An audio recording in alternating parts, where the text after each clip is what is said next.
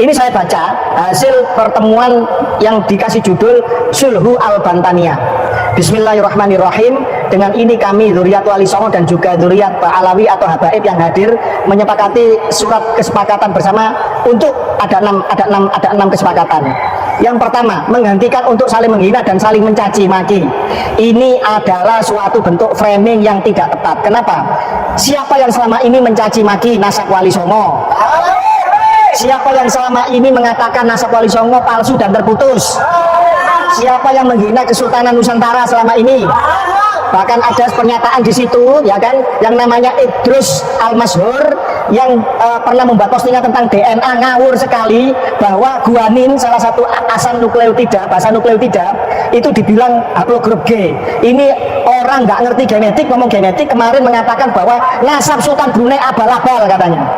Ini kan ngawur, ini bisa dituntut secara hukum. Kalau dilaporkan kepada Kedubes Brunei, ya kan, Sultan Brunei ini bisa minta pertanggungjawaban dan pemerintah Indonesia harus menjawab dan menindaknya. Sudah saatnya dirangkai. Betul. Nah, kapan keluarga Wali Songo itu menghina dan mencaci maki Pak Alawi? Selama ini ya mencium tangannya, menghormati, berhusnudon. Tetapi ketika tamu yang kurang ajar, yang kita muliakan, kemudian menghina kita, maka wajib untuk disikapi dan dipertanyakan balik. Betul nggak? Kemudian yang kedua, tidak mentoan nasab orang lain karena hal tersebut merupakan perbuatan orang kafir jahiliyah. Dia sendiri selama ini menghina nasab orang putus, menghina nasab orang lain sebagai menuduh orang lain inkiro, tidak punya keturunan atau garis perempuan putus, macam-macam lah dalihnya. Ketika kemudian keluarga Wali Songo membuktikan dirinya, buku nasabnya, silsilahnya tersambung dan diakui oleh narkoba internasional dan mendapatkan isbat, dan kita balik bertanya kepada mereka, kemudian mereka merasa terdolimi. Ini namanya playing victim. Namanya mereka ini adalah pura-pura menjadi korban, setelah kemudian ditanya balik secara ilmiah, kemudian merasa terdolimi. Padahal kita lah yang sekian ratus tahun sejak zaman penjajahan, kita yang dirasisi dan didolimi. Ini perbuatan al-munafikun wal jahilun wadajjaliyun kata Gus Suat. Terus kemudian yang ketiga, tidak akan bertaksub dan tafakhur membanggakan nasab hingga berlebihan dan merendahkan nasab orang lain sehingga menyakiti saudara sesama muslim. Ya, ini untuk mereka, bukan untuk kita. Selama ini kita tidak pernah seperti itu. Kemudian yang keempat, kami sepakat untuk melakukan kerjasama membentuk tim pencari fakta skala Asia Tenggara dalam penelusuran dan pelurusan nasab sejarah Wali Songo dan Maulana Syarif Jamaluddin Akbar atau Jumatil Kubro. Nah, ini tidak perlu disampaikan dengan Pak Alawi. Ini internal keluarga Wali Songo pasti melakukan itu. Kita ini sudah tanya ke banyak narkoba dunia, tidak perlu dicatat untuk mendapatkan persetujuan dari Pak Alawi. Tidak ada urusannya. Karena Wali Songo adalah Sayyid Syarif keturunan Nabi yang asli. Baik dari jalur laki-laki maupun jalur perempuan. Tetapi Pak Alawi yang mengklaim sebagai keturunan lurus laki-laki adalah batal dari tiga sisi, dari sejarah, dari kitab nasab, dan dari genetika. Mutlak batal. Yang kelima, bila mana ada muhibin atau pengikut kami yang masih melakukan caci maki kepada saudara muslim atau nama membela kami, maka kami akan menegurnya dan berusaha menghentikannya. Kemudian nomor 6, tidak akan memprovokasi siapapun untuk permusuhan sesama muslim atau bangsa tanah air. Saya tanya, ketika saya menyebut AA sebagai orang Sunda, saya rasis nggak? Ketika saya menyebut Anda sebagai orang Madura, rasis nggak? Menyebut Anda sebagai orang Aceh, ya kan, orang Badui atau orang Jawa, saya rasis nggak? Ketika kita mengatakan bahwa Pak Alawi secara tes genetika, tes DNA, dan ini diisbat sendiri oleh lembaga genetika Yahudi internasional mereka sebagai bagian dari keluarganya, dan kita menyebut mereka sebagai Yahudi, rasis apa tidak? Rasis itu adalah ketika merendahkan ras orang lain dan merasa dirinya rasnya lebih tinggi, itu yang rasis, dan itu mereka selama ini. Jadi jangan dibalik dong, jangan playing victim. Saya marah ini dengan framing seperti ini nggak benar. Dan saya yakin ini dari awal sudah kita yakini ini ada setting dan ada skenario. Kenapa?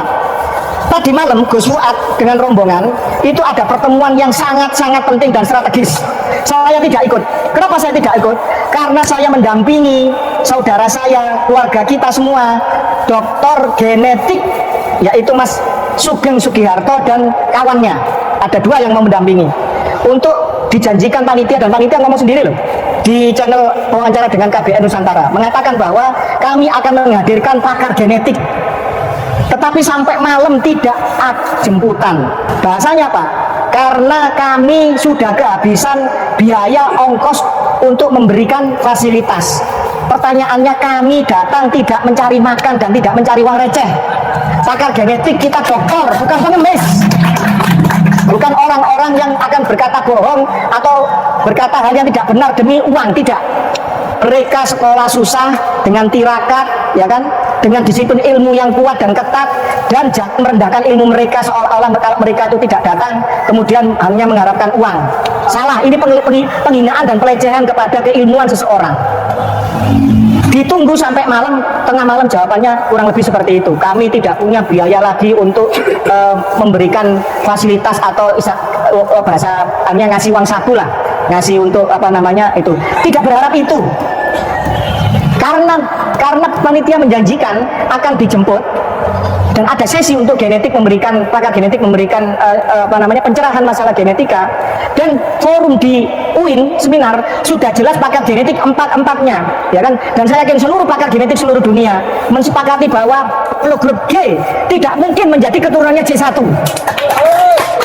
karena dianggap bahwa ilmu genetika ini menjadi momok menakutkan bagi mereka. Maka tadi malam itu saudara saya sampai tidak tidur semalam menunggu jemputan dan jawaban mereka, sehingga saya berkorban menunggu saudara saya Dr. Sugeng Sugiarto, ya, dan salah seorang yang sudah standby, dan saya tidak mengikuti Gus Wat untuk agenda-agenda yang jauh lebih penting dibanding pertemuan di Banten. Dan alhamdulillah Kiai Imaduddin Usman tidak hadir di Banten.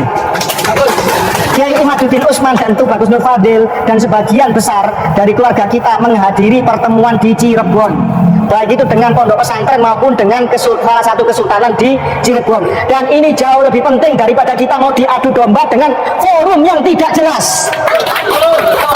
Kenapa tidak jelas?